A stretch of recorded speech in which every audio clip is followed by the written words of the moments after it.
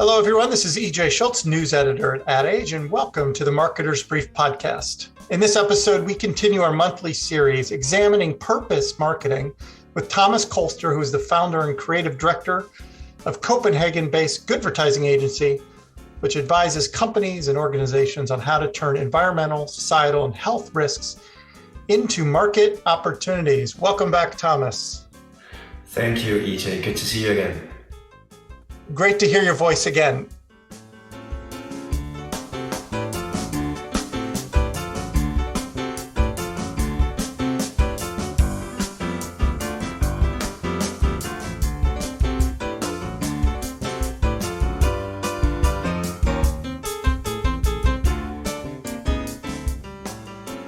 On today's episode, we're going to take a look at environmental marketing, which I know is a big part of the work that you do.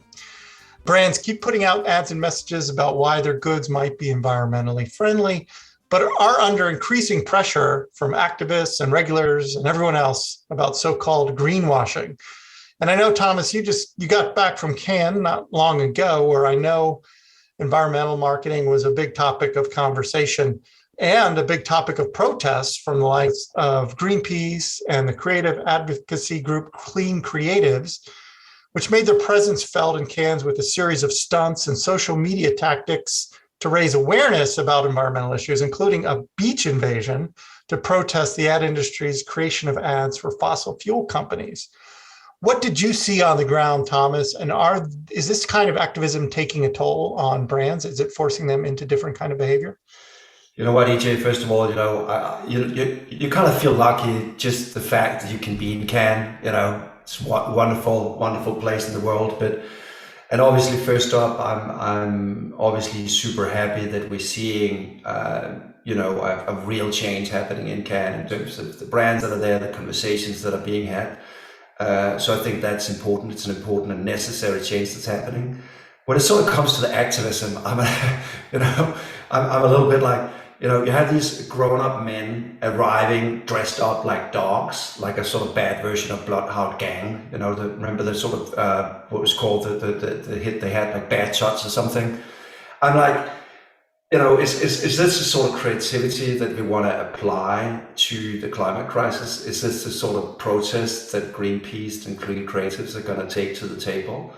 And so that disappoints me a little bit. I think they need to smarten up, and I'm sure that quite a few of the listeners also saw this creative, which I thought was a clever stunt. Gustav Mahler, I think he's called, Swedish creative, now working for Greenpeace. So he went up on stage and he said, I feel bad about, having received a Cannes Lions Award, because that has sort of been, I feel guilty about sort of having promoted fossil fuels, etc. So I want to give it back.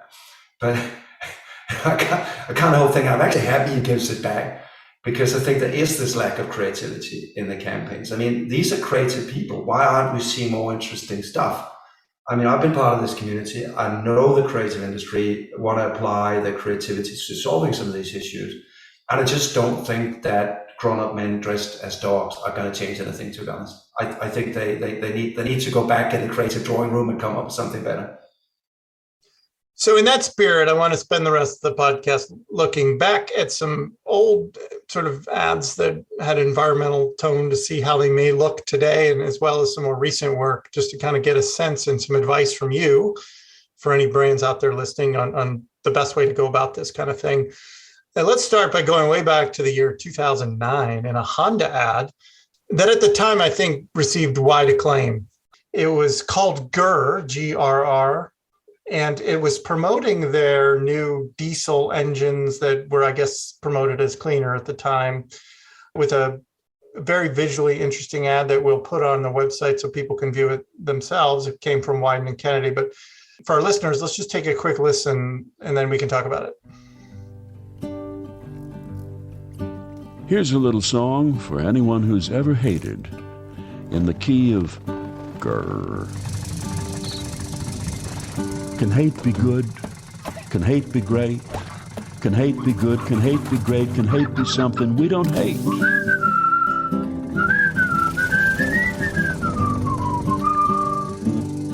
We'd like to know why it is so that certain diesels must be slow and thwack and thrum and plong and hum and clatter clat.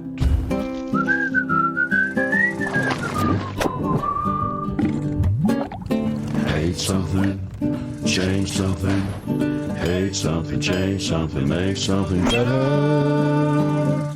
So there you have it. The message: hate something, change something. Does something like that still work today, or what's your take looking back at this ad now, more than 10 years later? You know what he said? I actually had that ad featured in my first book, Good Advertising, as a good example of environmental communication, and looking back at it now, you're like, what the heck? I mean, but honestly, that's the thing. I think there's really no, wonder climate diet out there. I think this is an evolving space. I think we all know this type of person who are like, yeah, I'm on a diet, and the only thing they're really doing is sort of drinking a Coke Zero, right?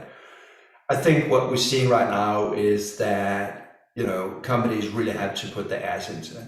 I mean, there's no small steps anymore. I think the heat is on right now. And so this won't make the cut. I think probably people would call that greenwashing for sure today. It's a little bit of an improvement of a diesel engine. That's basically what they're creating a whole ad about. That being said, still a beautiful piece of communication. It's compelling. And actually that little thing about hate something, change something, for me still, there's something in that philosophy that still resonates with me. And I think it's because, each and every time I see impact entrepreneurs and others, I really do see that as a real agent of change. That hate towards the current way of doing business, etc. So there's something in the philosophy that's so right. But definitely, I wouldn't advise anybody to go about that today if they want to go on a more climate friendly diet. Why would this be seen as greenwashing today? I think it's really about, the small change versus the bigger change. And I think we'll probably look at that a little bit later as well, in the sense that this is about comparing, right? I mean, what are we comparing this with? I mean, if you have a car with a slightly better diesel engine, you're in the market for a car. There's a lot of options today. I mean, you can get an EV, in Europe, you even have pretty easy to read comparisons on the climate emissions on cars, etc. So I think this whole idea that you can take a small feature and you can sort of blow it out of proportions and make it seem like it's saving the world, that just won't cut it anymore. And I think that's exactly why you would say that's probably greenwashing. And of course, we all know now that not Honda, but Volkswagen got in trouble a few years ago for their diesel engines, which were which I don't have to relive that story here, but of course they were caught cheating and evading some emission standards with their diesel technology. But that's another podcast.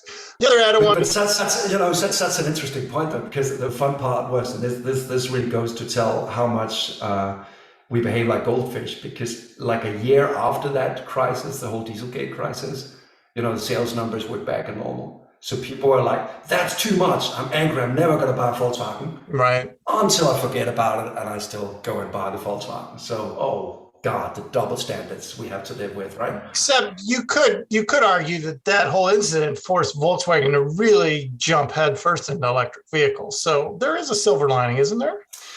I think this is, one of the key things that I'm so happy about right now. This is not just the sort of cosmetics of doing great communication. This is really about innovation challenge and real transformation. So that's the progress that we're seeing right now, which is great. So speaking of cosmetics and great communication, the next ad I want to talk about is a more recent one. It actually comes from the United Nations Development Program that uses a CGI dinosaur to urge dignitaries at the UN, that's the plot of the ad, to avoid the dinosaur's fate, which is, of course, extinction, by making changes to tackle the climate crisis. We can show this ad on our website. We won't play it here now, but what is your take on this ad? Does this do anything? I don't know why I always feel like I'm the grumpy guy. So sorry, but I mean, I almost feel like I'm Fred Flintstone somehow, I'm like, what? Climate change? Is there such a thing?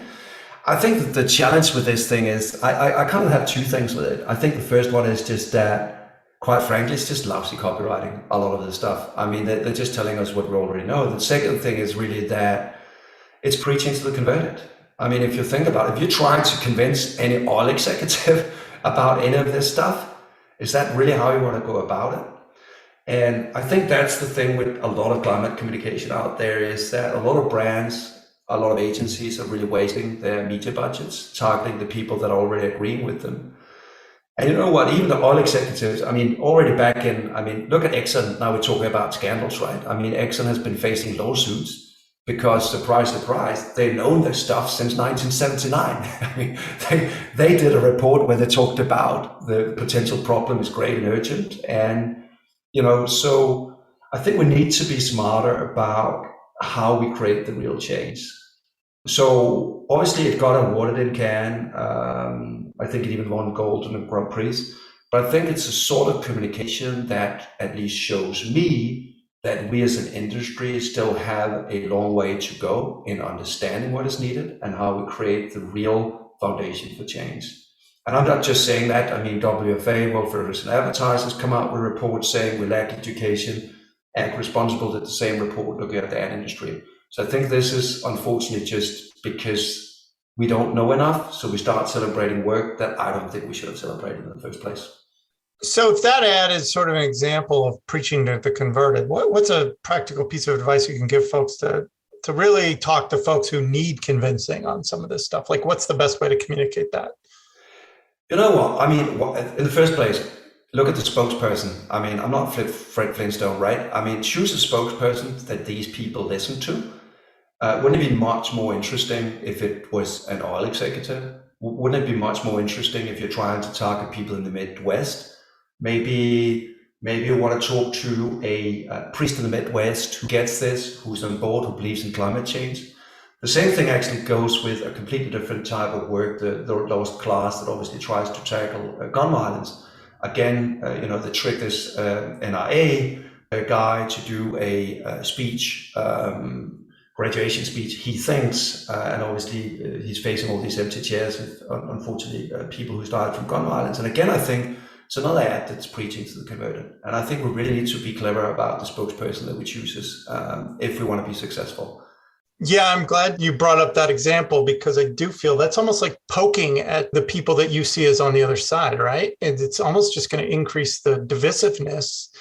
But yet that got all kinds of awards, you know? So it's like, it's almost, yeah, it's like people are just creating this ad because they know the people that are already on their side are going to love it and give them awards. I mean, that's a very cynical view, but that's sort of taking that to the extreme.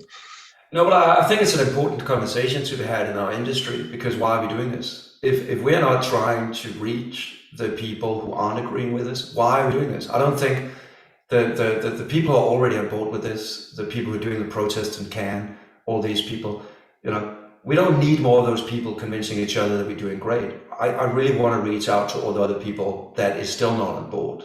And we're all living on this little blue planet together, and we got to reach the other half who are not agreeing with us right now. That's pivotal for our success. So let's shift gears a little bit to maybe some stuff that's a little smarter, but I'll let you be the judge. Another campaign that got a lot of acclaim at Cannes and elsewhere is Dole's Grand Prix winning campaign, which sort of talked about using pineapple waste to make leather replacement, right? Which is you're creating something versus just a messaging. And again, we'll show that project on our website for those who aren't familiar. But Thomas, what is your take on this effort? Yeah, it does seem like, just in general, both in Cannes and actually in D&AD, that it's almost like the advertising industry has fallen out of love with sort of traditional advertising, with traditional campaigns, and we're moving into this space where it's much more about sort of innovation, design, etc. I think, you know, I absolutely love a lot of these projects because they're collaborative, etc. I mean, it's a collaboration between Ananas Nam, a small impact startup that is looking to create, obviously, vegan leathers, Dole, who's obviously employing people in the Philippines and creating work and using leaves that else would be wasted. So there's a lot of exciting things happening. Again, though, so I love this piece of work, and I think it's a great inspiration for people to see what can happen if we work better together as agencies and as clients and reach out to nonprofits and impact startups. Yet, when that is said, I think unfortunately also that as an industry, we're not really set up for this type of work because we're so much focused on the sort of short-termism, this idea that a client comes with a brief and, it's almost like a sausage factory, right? Brief comes, they want a sausage, the agency are like, okay, let's do it vegan, let's do it rainbow colored, out comes the product. And I think it's about time they actually start challenging those briefs even more. I think it's about time that we actually really start to challenge some of the fundamental issues that are at stake. And I think as an industry, we need to take a longer perspective to actually solve a lot of these things, because these partnerships take time. And so I was really happy to see this piece of work, obviously being awarded in Cannes, and obviously seeing it being adopted by, I think they say in the case videos, something around 200 brands across the world, from fashion to furniture. Another Cannes-winning effort from Unilever in India is another sort of simple, practical thing, which involved placing refill stations at stores so people could refill sort of at-home products. Can you talk about this one a little bit? Did you like this one? Again, it's not an ad, it's an actual project. Exactly. I think it's another example of, it's a really low-hanging fruit, in fact. I mean, I think most of us are getting more and more used to this idea about refillable packaging. I think we see that across sort of cosmetics and detergents, et cetera, et cetera. Why I love this is for two reasons. I think there's way too much focus on the 1 billion privileged people who live in the US and Europe, who live our fortunate lives with lots of luxuries around us. But essentially the global South, who aren't as lucky, we really need to get them on board as well. And, for anybody who's been in the slums in India, will see that typically what you will be seeing in those slums is packaging lying everywhere. Typically they're dealing with small sachets, small portions, because they can't afford to buy a big bottle of shampoo or a big package of washing detergent. So I think this is a really clever way of, creating a system that actually fits with that mentality in India and making a difference. And I think that's really the pivot that I like to see more of, is in fact, not only how can brands get their own house in order, but how can they also help all of us to live more sustainably and live more wasteful. I don't think any brand would love to see the packaging lying in the streets of any slum neighborhood. All right, Thomas, I want to end our conversation today by discussing some advice recently given by the World Federation of Advertisers on how to avoid greenwashing. And it's a pretty lengthy report that we can put a link on our website so people can see it themselves. We wanted to pull out one piece of advice they gave, which is advising against using these sort of environmental signs or symbols on marketing that don't really indicate their source or meaning. I know you've written about this yourself. What is this all about? Well, I think this is again, this goes back to this really difficult balance between sort of the emotional storytelling and sort of more factual science-based. So if you put a claim out there, make sure that stands sort of the fact-checking. I mean, let me give you an example. I mean, typically we so often see, dairy producers and others put this label on saying, climate neutral. Climate neutral milk. What the heck is that? I mean, it's sort of like an elephant saying, I'm not heavy. Look at the blue whale. It's heavier. It doesn't really make a lot of sense. And I think the problem is that they take a feature like we saw with the 100 degree and blow it out of proportion. I mean, if you look at milk, it's one of the most carbon heavy drinks you can drink. Put a carbon neutral on it, I think it's close to not being true. Do you know what I mean? Of course you could do it, you can offset it, but is it really the story you want to tell consumers? Okay, we're going to have to leave it there. Great conversation as always, Thomas.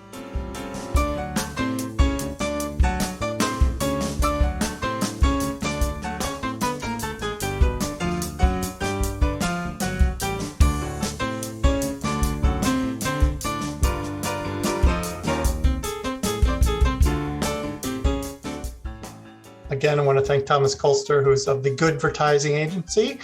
And I want to thank our producer, Lauren Ciardio, and invite you to subscribe to this podcast on your favorite channel.